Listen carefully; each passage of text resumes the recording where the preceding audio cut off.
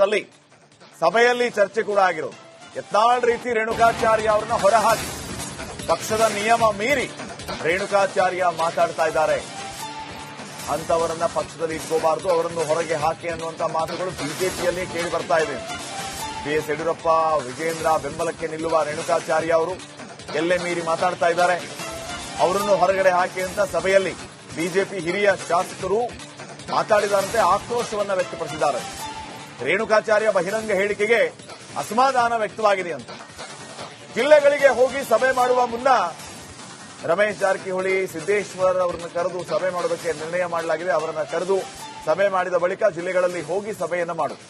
ರಮೇಶ್ ಮತ್ತು ಸಿದ್ದೇಶ್ವರ್ ಕೂರಿಸಿ ಸಭೆಯನ್ನ ಮಾಡಿರುವುದು. ಯತ್ನಾಳ್ ಹೊರಹಾಕಿದಂತೆ ರೇಣುಕಾಚಾರ್ಯನ ಉಚ್ಚಾಟನೆ ಮಾಡೋದಕ್ಕೆ ಸಲಹೆಯನ್ನ ನೀಡಿದಾರಂತೆ. ಶಾಸಕ ಅಶ್ವಥ್ ನಾರಾಯಣ್ ನಿವಾಸದಲ್ಲಿ ನಡೆದಂತಹ ಸಭೆಯಲ್ಲಿ ಹಿರಿಯ ನಾಯಕರು ಈ ರೀತಿ ಸಲಹೆಯನ್ನ ಕೊಟ್ಟಿದ್ದಾರಂತೆ.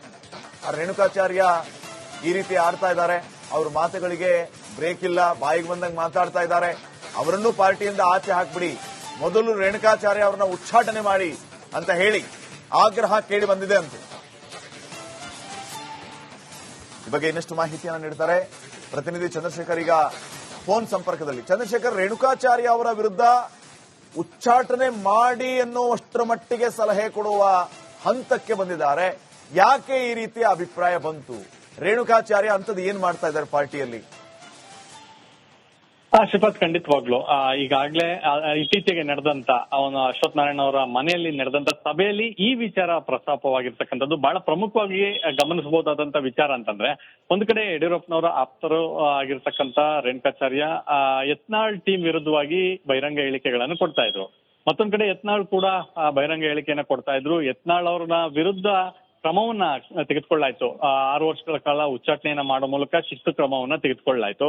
ಆದ್ರೆ ಯಡಿಯೂರಪ್ಪನವರ ಆಪ್ತ ಮತ್ತು ವಿಜೇಂದ್ರ ಅವರ ಆಪ್ತ ಆಗಿದ್ದಂತ ರೇಣುಕಾಚಾರ್ಯ ವಿರುದ್ಧ ಯಾಕೆ ಕ್ರಮ ತೆಗೆದುಕೊಳ್ಳಲಿಲ್ಲ ಅನ್ನುವಂತ ಒಂದಷ್ಟು ಚರ್ಚೆ ಕೂಡ ಆಗಿರ್ತಕ್ಕಂಥದ್ದು. ಯಾಕೆ ಆ ವಿಚಾರ ಬಂತು ಅಂದ್ರೆ, ಇವರಿಗೂ ರೆಬೆಲ್ಗಳ ತಂಡವನ್ನ ಬಿಜೆಪಿ ಪರಿಗಣಿಸಿರ್ಲಿಲ್ಲ. ಆದ್ರೆ ಮೊನ್ನೆ ನಡೆದಂತ ಈ ಸಭೆಯಲ್ಲಿ ಮಾಜಿ ಸಚಿವ ಅರವಿಂದ್ ಲಿಂಬಾವಳಿ ಕೂಡ ಇದ್ರು. ಅವರನ್ನು ಒಳಗೊಂಡಂತೆ ಕೆಲ ಪ್ರಮುಖ ನಾಯಕರು ಈ ವಿಚಾರವನ್ನ ಪ್ರಸ್ತಾಪ ಮಾಡಿದ್ದಾರೆ. ಯಾವಾಗ ಅರವಿಂದ್ ಲಿಂಬಾವಳಿ ಸ್ವತಃ ಈ ವಿಚಾರವನ್ನ ಪ್ರಸ್ತಾಪವನ್ನ ಮಾಡ್ತಾರೆ, ಆಗ ಅದಕ್ಕೆ ಧ್ವನಿಗೂಡಿಸುವಂತ ಕೆಲಸವನ್ನು ಕೂಡ ಕೆಲ ಹಿರಿಯ ನಾಯಕರು ಮಾಡಿರ್ತಕ್ಕಂಥದ್ದು. ಹೌದು, ಇದು ಸತ್ಯ. ಅಂದ್ರೆ ಒಂದು ಕಡೆಯಿಂದ ಆಕ್ಷನ್ ಆದಾಗ ಅದಕ್ಕೆ ರಿಯಾಕ್ಷನ್ ಆಗುವಂತ ಸಂದರ್ಭದಲ್ಲಿ ಈ ರೀತಿಯಾದಂತ ಕೌಂಟರ್ಗಳು ಶುರುವಾಗುವಂತದ್ದು ಮತ್ತು ಪಕ್ಷಕ್ಕೆ ಮುಜುಗರ ಆಗುವಂತದ್ದು. ಹಾಗಾಗಿ ಕೇವಲ ಒಬ್ಬ ವ್ಯಕ್ತಿಯ ವಿರುದ್ಧ ಕ್ರಮವನ್ನ ತೆಗೆದುಕೊಂಡ್ರೆ ಅದು ಸಾಧ್ಯವಾಗೋದಿಲ್ಲ. ಸೊ ಇನ್ನ ಆಪೋಸಿಟ್ ಆಗಿ ಯಾರು ಅದಕ್ಕೆ ಕೌಂಟರ್ ಅನ್ನ ಕೊಟ್ಟರು ಅವ್ರ ವಿರುದ್ಧವೂ ಕೂಡ ಕ್ರಮ ಆಗ್ಬೇಕು ಅನ್ನೋಂಥದ್ದು. ಹಾಗಾಗಿ ಈ ವಿಚಾರವನ್ನ ನೋಡೋದಾದ್ರೆ ರೇಣುಕಾಚಾರ್ಯವನ್ನು ಕೂಡ ಉಚ್ಚಾಟನೆಯನ್ನ ಮಾಡ್ಲಾಗುತ್ತಾ ಅನ್ನುವಂತ ಯಕ್ಷ ಪ್ರಶ್ನೆ ಈಗ ಉದ್ಭವ ಆಗಿರ್ತಕ್ಕಂಥದ್ದು. ಅದೇ ಬೇಡಿಕೆಯನ್ನು ಕೂಡ ಮಾಜಿ ಸಚಿವ ಅರವಿಂದ್ ಲಿಂಬಾವಳಿ ಸೇರಿದಂತೆ ಕೆಲ ಹಿರಿಯ ನಾಯಕರು ಕೂಡ ಪ್ರಸ್ತಾಪವನ್ನ ಮಾಡಿರ್ತಕ್ಕಂಥದ್ದು. ಹೀಗಾಗಿ ರೇಣುಕಾಚಾರ್ಯ ವಿರುದ್ಧ ಒಂದು ವೇಳೆ ಉಚ್ಚಾಟನೆ ಆದ್ರೆ ಯಾವ ರೀತಿಯಾದಂತ ಕ್ರಮವನ್ನ ತೆಗೆದುಕೊಳ್ಳಲಾಗುತ್ತೆ ಅನ್ನೋದು ಕೂಡ ಕಾದ್ ನೋಡ್ಬೇಕಾಗಿರ್ತಕ್ಕಂಥದ್ದು. ಆದ್ರೆ ಅರವಿಂದ್ ಲಿಂಬಾವಳಿ ಅವರು ಇದ್ದಿದ್ರಿಂದ ಈ ವಿಚಾರ ಕೂಡ ಚರ್ಚೆ ಆಗಿರ್ತಕ್ಕಂಥದ್ದು. ಕೇವಲ ಒಬ್ಬ ವ್ಯಕ್ತಿ ಅಥವಾ ಒಂದು ತಂಡದ ವಿರುದ್ಧ ಕ್ರಮವನ್ನು ತೆಗೆದುಕೊಳ್ತಾರೆ, ಇನ್ನೊಂದು ತಂಡದ ವಿರುದ್ಧ ಯಾಕೆ ಕ್ರಮ ತೆಗೆದುಕೊಂಡಿಲ್ಲ ಅನ್ನುವಂತ ಪ್ರಶ್ನೆ ಈಗ ಉದ್ಭವ ಆಗಿರ್ತಕ್ಕಂಥದ್ದು. Shripad, okay, thank you Chandrashekar ಮಾಹಿತಿಗೆ. ಸಭೆಯಲ್ಲಿ ಚರ್ಚೆ ಕೂಡ ಆಗಿರೋದು. ಯತ್ನಾಳ್ ರೀತಿ ರೇಣುಕಾಚಾರ್ಯ ಅವರನ್ನ ಹೊರಹಾಕಿ ಪಕ್ಷದ ನಿಯಮ ಮೀರಿ ರೇಣುಕಾಚಾರ್ಯ ಮಾತಾಡ್ತಾ ಇದ್ದಾರೆ.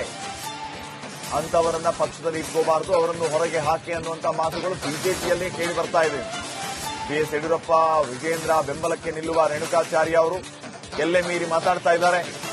ಅವರನ್ನು ಹೊರಗಡೆ ಹಾಕಿ ಅಂತ ಸಭೆಯಲ್ಲಿ ಬಿಜೆಪಿ ಹಿರಿಯ ಶಾಸಕರು ಮಾತಾಡಿದಂತೆ ಆಕ್ರೋಶವನ್ನ ವ್ಯಕ್ತಪಡಿಸಿದ್ದಾರೆ. ರೇಣುಕಾಚಾರ್ಯ ಬಹಿರಂಗ ಹೇಳಿಕೆಗೆ ಅಸಮಾಧಾನ ವ್ಯಕ್ತವಾಗಿದೆ ಅಂತ.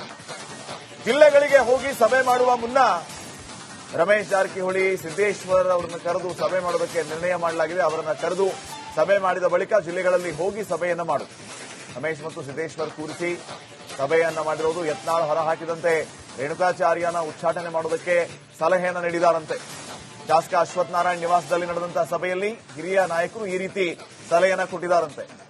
ರೇಣುಕಾಚಾರ್ಯ ಈ ರೀತಿ ಆಡ್ತಾ ಇದ್ದಾರೆ, ಅವ್ರ ಮಾತುಗಳಿಗೆ ಬ್ರೇಕ್ ಇಲ್ಲ, ಬಾಯಿಗೆ ಬಂದಂಗೆ ಮಾತಾಡ್ತಾ ಇದ್ದಾರೆ.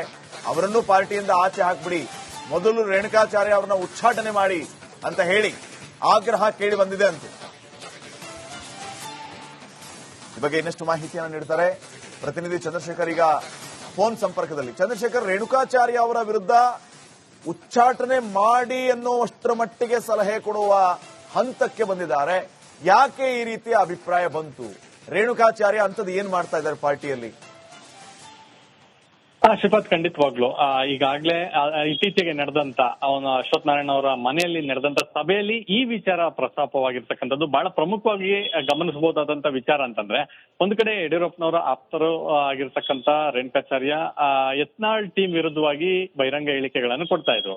ಮತ್ತೊಂದ್ ಕಡೆ ಯತ್ನಾಳ್ ಕೂಡ ಬಹಿರಂಗ ಹೇಳಿಕೆಯನ್ನ ಕೊಡ್ತಾ ಇದ್ರು. ಯತ್ನಾಳ್ ಅವ್ರನ್ನ ವಿರುದ್ಧ ಕ್ರಮವನ್ನ ತೆಗೆದುಕೊಳ್ಳಾಯ್ತು. 6 ವರ್ಷಗಳ ಕಾಲ ಉಚ್ಚಾಟನೆಯನ್ನ ಮಾಡೋ ಮೂಲಕ ಶಿಸ್ತು ಕ್ರಮವನ್ನ ತೆಗೆದುಕೊಳ್ಳಾಯ್ತು.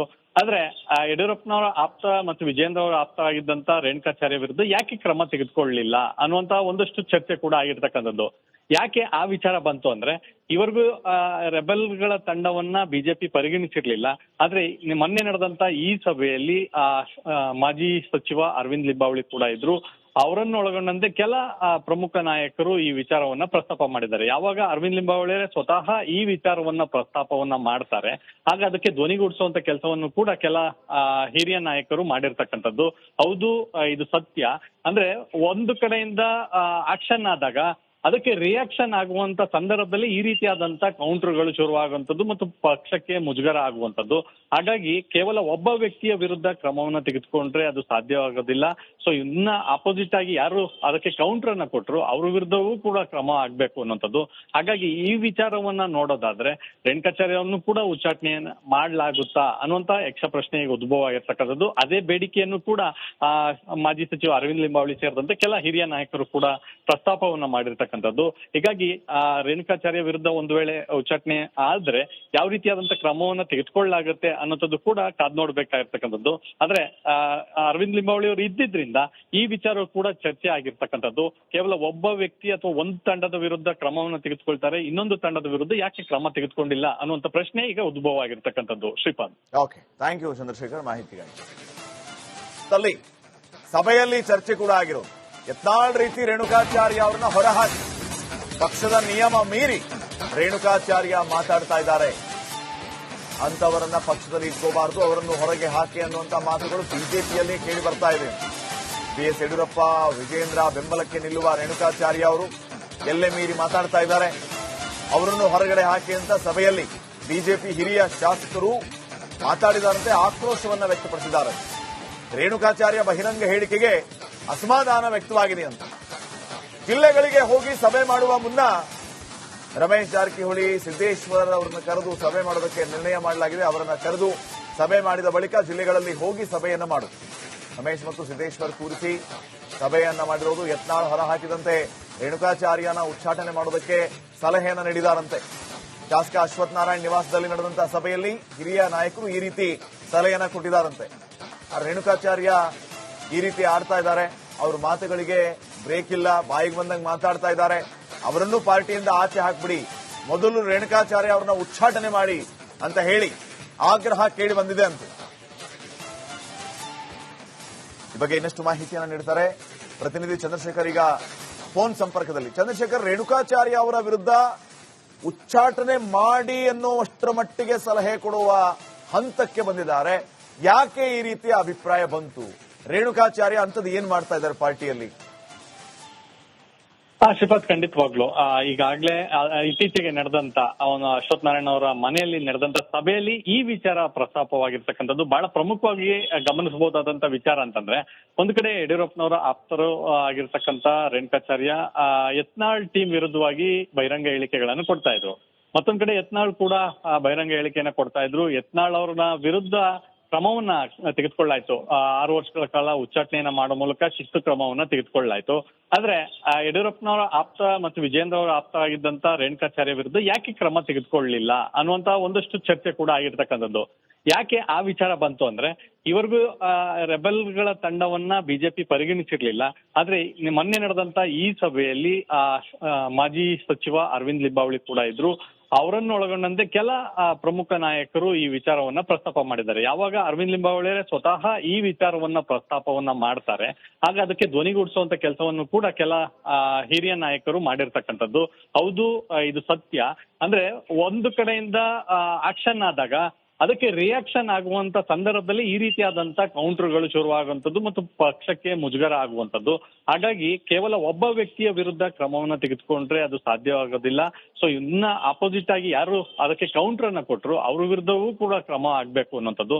ಹಾಗಾಗಿ ಈ ವಿಚಾರವನ್ನ ನೋಡೋದಾದ್ರೆ ರೇಣುಕಾಚಾರ್ಯವನ್ನು ಕೂಡ ಉಚ್ಚಾಟನೆಯನ್ನ ಮಾಡ್ಲಾಗುತ್ತಾ ಅನ್ನುವಂತ ಯಕ್ಷ ಪ್ರಶ್ನೆ ಈಗ ಉದ್ಭವ ಆಗಿರ್ತಕ್ಕಂಥದ್ದು. ಅದೇ ಬೇಡಿಕೆಯನ್ನು ಕೂಡ ಮಾಜಿ ಸಚಿವ ಅರವಿಂದ್ ಲಿಂಬಾವಳಿ ಸೇರಿದಂತೆ ಕೆಲ ಹಿರಿಯ ನಾಯಕರು ಕೂಡ ಪ್ರಸ್ತಾಪವನ್ನ ಮಾಡಿರ್ತಕ್ಕಂಥದ್ದು. ಹೀಗಾಗಿ ರೇಣುಕಾಚಾರ್ಯ ವಿರುದ್ಧ ಒಂದು ವೇಳೆ ಉಚ್ಚಾಟನೆ ಆದ್ರೆ ಯಾವ ರೀತಿಯಾದಂತ ಕ್ರಮವನ್ನ ತೆಗೆದುಕೊಳ್ಳಲಾಗುತ್ತೆ ಅನ್ನೋಂಥದ್ದು ಕೂಡ ಕಾದ್ ನೋಡ್ಬೇಕಾಗಿರ್ತಕ್ಕಂಥದ್ದು. ಆದ್ರೆ ಅರವಿಂದ್ ಲಿಂಬಾವಳಿ ಅವರು ಇದ್ದಿದ್ರಿಂದ ಈ ವಿಚಾರ ಕೂಡ ಚರ್ಚೆ ಆಗಿರ್ತಕ್ಕಂಥದ್ದು. ಕೇವಲ ಒಬ್ಬ ವ್ಯಕ್ತಿ ಅಥವಾ ಒಂದು ತಂಡದ ವಿರುದ್ಧ ಕ್ರಮವನ್ನು ತೆಗೆದುಕೊಳ್ತಾರೆ, ಇನ್ನೊಂದು ತಂಡದ ವಿರುದ್ಧ ಯಾಕೆ ಕ್ರಮ ತೆಗೆದುಕೊಂಡಿಲ್ಲ ಅನ್ನುವಂತ ಪ್ರಶ್ನೆ ಈಗ ಉದ್ಭವ ಆಗಿರ್ತಕ್ಕಂಥದ್ದು. Shripad. Okay, thank you Chandrashekar ಮಾಹಿತಿಗಾಗಿ.